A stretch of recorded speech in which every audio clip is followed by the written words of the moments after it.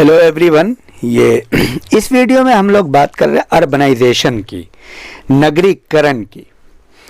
नाम से ही आपको पता है, एक चीज़ आप जान लीजिए, जहाँ भी करण लगा है, आइजेशन, अर्बनाइजेशन, वेस्टर्नाइजेशन, मॉडर्नाइजेशन और सेकुलराइजेशन, जहाँ जहाँ इंडस्ट्रियलाइजेशन, जहाँ जहाँ आइजेशन लगा है और हिंदी में करण लगा है, नगरीकरण, पश्चिमीकरण, संस्कृतिकरण, आधुनिकीकरण, इससे ये साबित होता है कि ये प्रक्रिया है, प्रोसेस है। प्रोसेस का मतलब ये चलने वाली प्रक्रिया है, गतिशील है, डायनेमिक है, ये निरंतर चल रही है। नगरीकरण निरंतर हो रहा है, संस्कृतिकरण, पश्चिमीकरण निरंतर पश्चिमी सभ्यता को अपना रहे हैं, आधुनिकीकरण निरंतर आधुनिक विचारों को अपने अंदर ला रहे हैं, निरंतर वैज्ञानिकता का विकास हो रहा है। तो नगरीकरण में क्या है कि नगर, सिंपली आप इसको समझिए कि नगर बनने की प्रक्रिया, नगर प्लस करण मतलब नगरीकरण, नगर के बनने की प्रक्रिया। ये प्रक्रिया निरंतर चल रही है, यानी नगरों का विकास। भारत में नगरीकरण की प्रक्रिया और सामाजिक परिवर्तन, इनको समझने से पहले नगरीकरण के अर्थ को समझना बहुत जरूरी है। तो नगरीकरण को सामान्य अर्थ में आपने जाना, नगरों के क्षेत्र और नगरीय जीवन शैली का विस्तार होना।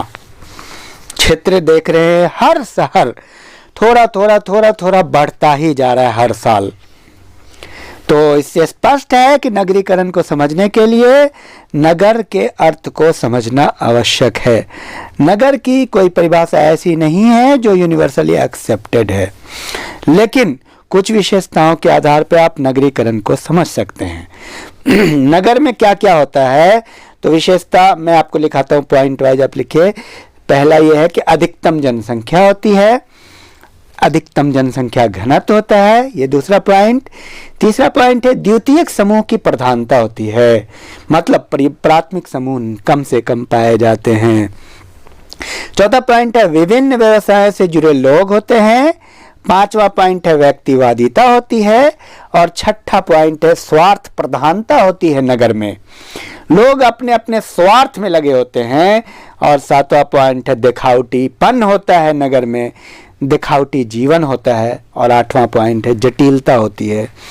गांव में सरलता होती है, गांव में स्वार्थपन कम होता है, गांव में व्यक्तिवादिता नहीं होती है, सामाजिक होते हैं।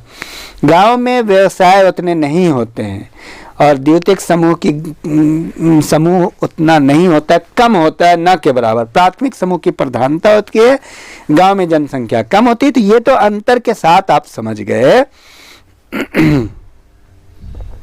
तो एम.एन. श्रीनिवास कहते हैं नगरीकरण का तात्पर्य केवल सीमित क्षेत्र से अधिक जनसंख्या से नहीं, सीमित क्षेत्र में अधिक जनसंख्या से नहीं, बल्कि उस प्रक्रिया से होता है जिसके द्वारा लोगों के सामाजिक और आर्थिक संबंधों में परिवर्तन होने लगता है। सामाजिक और आर्थिक दोनों संबंधों में परिवर्तन होता है।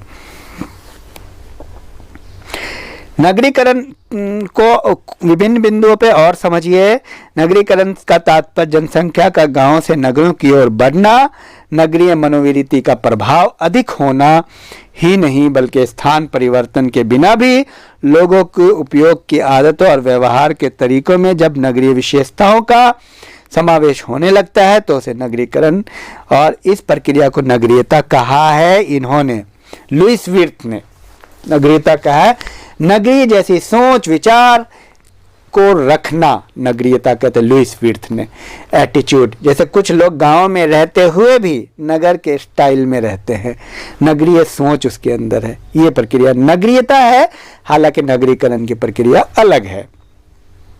नगरीकरण विशेष जीवन विधि जिसका प्रसार नगर से बाहर के क्षेत्रों की ओर होता है और होता चला जाता है।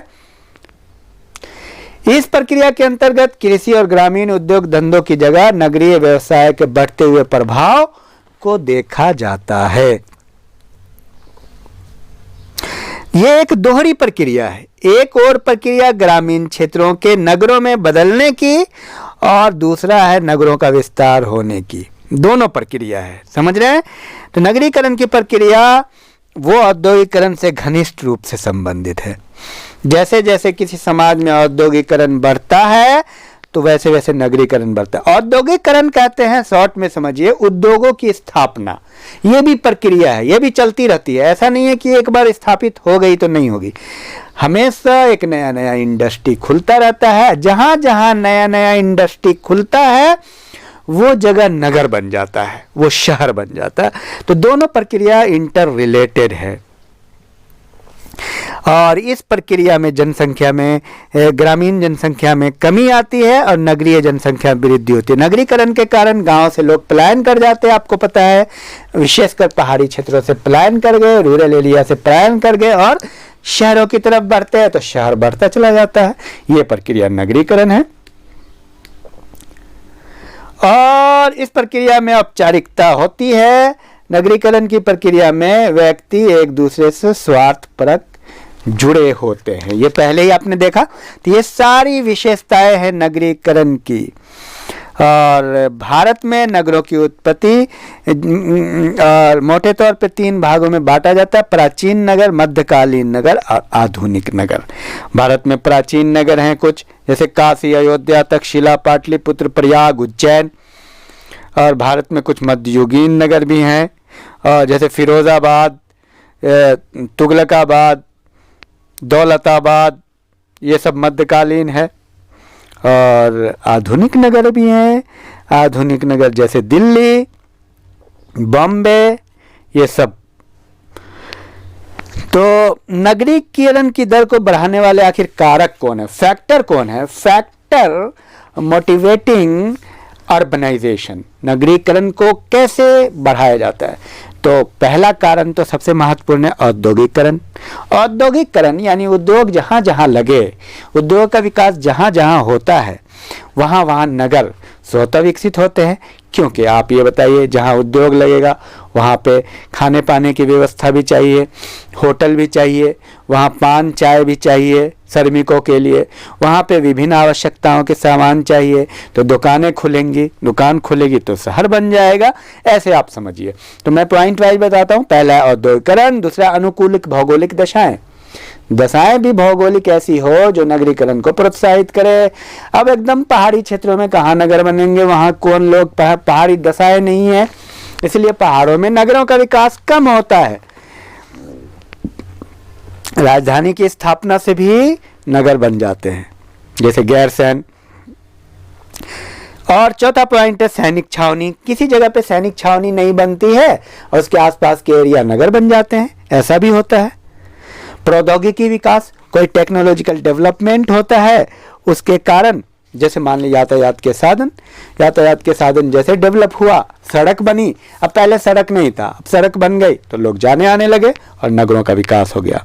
जनसंख्या वृद्धि, अब भारत की जनसंख्या इतनी तेजी से वृद्धि हुई है कि स्वतः नगर बनते चले गए।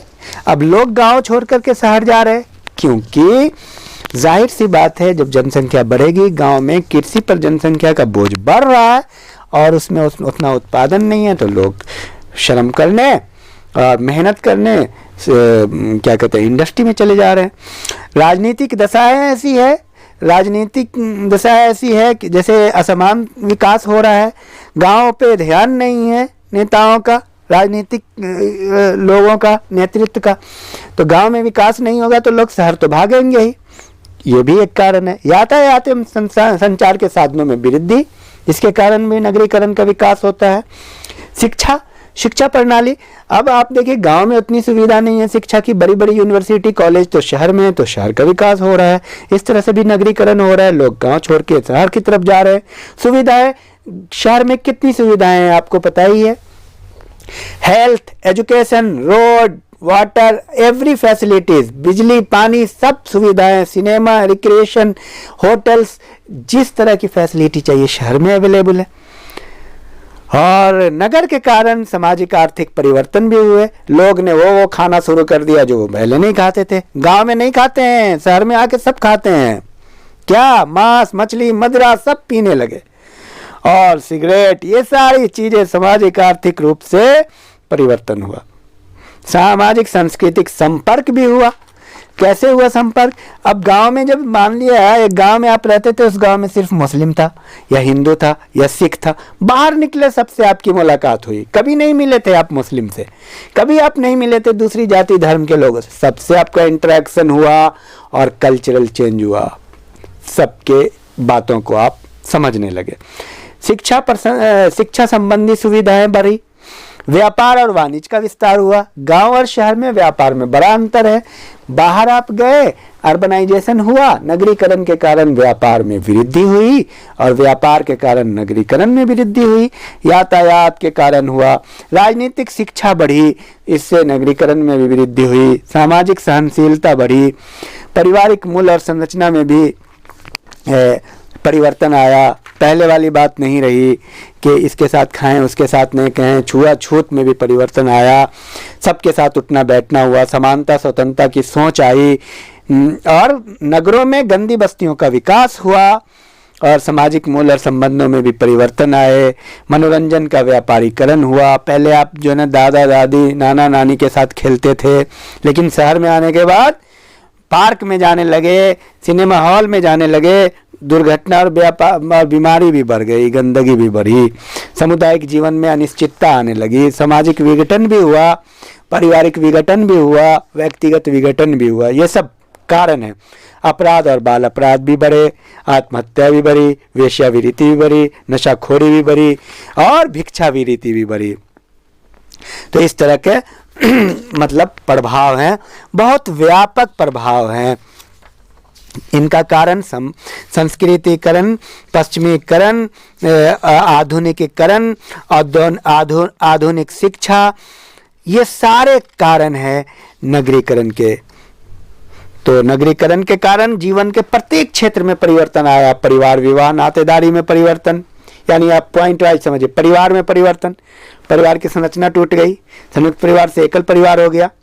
विवाह में परिवर्तन, अब परंपरागत आधार पर विवाह नहीं हो रहा है, प्रेम विवाह को स्वीकृति मिल गई। नातेदारी में परिवर्तन, अब जो नातेदार आपका महत्वपूर्ण था उसको आप महत्व नहीं मानते, अब आपकी मित्रता बढ़ गई, मित्र ही आपके महत्वपूर्ण हो गए। धर्म में परिवर्तन, धार्मिक अंधविश्वास भी आपका समाप्त होने लगा, आपके अंदर लॉजिक आने लगी। राजनीतिक परिवर्तन, राजनीतिक इच्छा, आप सोच समझ के राजनीतिक नेतृत्व चुनने लगे। जब आप नगर का जब विकास होता है तब ऐसा होता है। शैक्षणिक परिवर्तन, शिक्षा में भी परिवर्तन आने लगा। ये सारा मतलब जीवन के प्रत्येक क्षेत्र में नगरीकरण के कारण परिवर्तन हुआ है। अब हम बात करते हैं औद्योगिकरण की, इंडस्ट्रियलाइजेशन। औद्योगिकरण की प्रक्रिया क्या है, पहले आप इसको अच्छे से समझ लें। और आप जानते हैं औद्योगिकरण, नगरीकरण, ये दोनों एक दूसरे से इंटर रिलेटेड है। औद्योगिकरण की प्रक्रिया एक ऐसी प्रक्रिया है, प्रक्रिया का अर्थ होता है जो समान रूप से चलता रहता है वो हमेशा चलता रहता है। यानी उद्योगों की स्थापना, पहले उद्योग नहीं थे, छोटे छोटे हस्तकरघा उद्योग थे, हाथ से सामान बनते थे। जब मशीनों का आविष्कार हुआ और मशीन लग के उद्योग की स्थापना हुई और तो इसको औद्योगिकरण कहने लगे। इसमें बहुत सारे मजदूर एक साथ काम करने लगे। तो क्या होता है कि अक्सर देखा जाता है कि जहां पर उद्योग धंधे पनप जाते हैं, मशीनें, बड़े बड़े मिल और फैक्ट्रियों में उत्पादन का कार्य होता है, वहां नगरीकरण की प्रक्रिया भी तेजी से फैलने लगती है। तो औद्योगिकरण ये है मशीनों द्वारा बड़े पैमाने पर उत्पादन कार्यों का संपादन और उद्योग धंधों का एक स्थान में विकास की प्रक्रिया को औद्योगिकरण कहते हैं। बड़े पैमाने पर मशीनों द्वारा उत्पादन करना औद्योगिकरण है। कुछ लोग लेखकों का कहना है औद्योगिकरण का तात्पर्य बड़े पैमाने के नवीन उद्योगों को प्रारंभ और छोटे उद्योगों का बड़े पैमाने के उद्योगों में बदलाव से है। वास्तविक अर्थ में औद्योगिकरण उद्योगों के बड़े पैमाने पर विकास की एक प्रक्रिया है। विल्बर्ट मूर ने औद्योगिकरण की परिभाषा अपनी पुस्तक सोशल चेंज में इस प्रकार दी है, जो मैं आपको बता रहा हूं।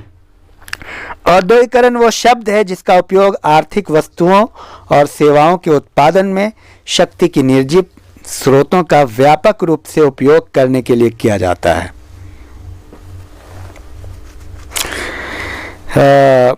तो विल्बर्ट मूर के अनुसार औद्योगिकरण की प्रक्रिया का मुख्य लक्ष्य अधिक से अधिक लाभ कमाना, साथ ही औद्योगिकरण का संबंध वस्तु तथा सेवाओं दोनों से है। आज हम वस्तु भी उत्पादित कर रहे हैं और सेवा भी प्रदान कर रहे हैं। तो औद्योगिकरण का अर्थ मुझे लगता है कि आपको समझ में आ गया है। जो उद्योगों की स्थापना करके और बड़े पैमाने पे उत्पादन करना ताकि अधिकतम लाभ कमाया जा सके। तो भारत में औद्योगिकरण के आखिर क्या कारण है, कारण को भी जानिए। तो सबसे अहम कारण मैं वही बताऊंगा, नगरीकरण, अर्बनाइजेशन। जहां नगर बनेगा या जहां उद्योग बनेगा वहां नगर बनेगा, जहां नगर बनेगा